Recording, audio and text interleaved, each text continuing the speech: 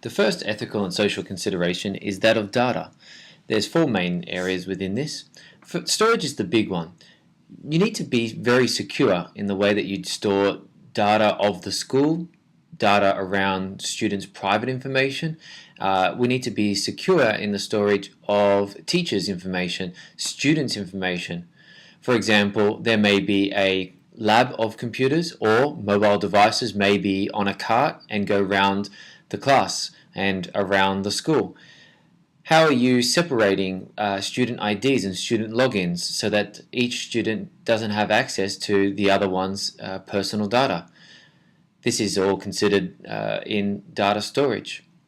In a broader sense, how is the administration of the school also keeping their data secure? Grades, personal information of students like family details, personal history. Social workers, how about yourselves? When you take notes, how is this data stored? How secure is it? All this needs to be considered when setting up storage for your students.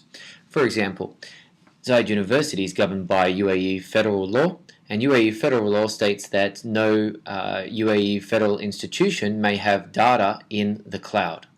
The cloud may be one option for you. However, universities are governed by this law, and therefore we can't have student data in the cloud. It must be hosted on a UAE server in the UAE. Data transmission is another responsibility that we need to be aware of. How do we do this ethically is a little bit more detailed. When we transmit data from ADEC to the schools, how is this done in a safe and secure fashion? When we send data from as teachers and social workers to parents or to other teachers and parents, other teachers and social workers, then how is this sent?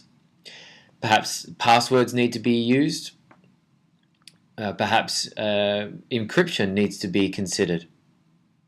For example, there are apps like Educor or Seesaw. These apps allow administration to set up classes for teachers, and teachers therefore can show parents and students the work that happened in the class. Things can be documented, recorded, and sent on home as a way for positive and negative reinforcement. This can be quite powerful for teachers and social workers. Yet, what if the wrong parent gets the wrong student's work? What if you mix up the two Miriams when you're in a social work intervention and you send Miriam's work to the wrong parent? All this needs to be considered when transmitting data. There's also filters on the web that can help us in filtering out unwanted or inappropriate data for our students. For example, let's take Google. Google has a child-safe search engine, and this filters out any inappropriate or at-risk content that we wouldn't want our students to see. This filter is quite valuable in blocking unwarranted content. Spam, malware, and viruses are all things that you want to avoid on your computer at any cost, really. Administrations need to make sure that the computers under their control, be it the administration's computers, the computers in the lab room, student laptops, student devices, teacher devices, anything needs to be clean. These spam, malware, and viruses are trying to steal data. They may be trying to push you to websites that you don't want to go to. These websites will be inappropriate.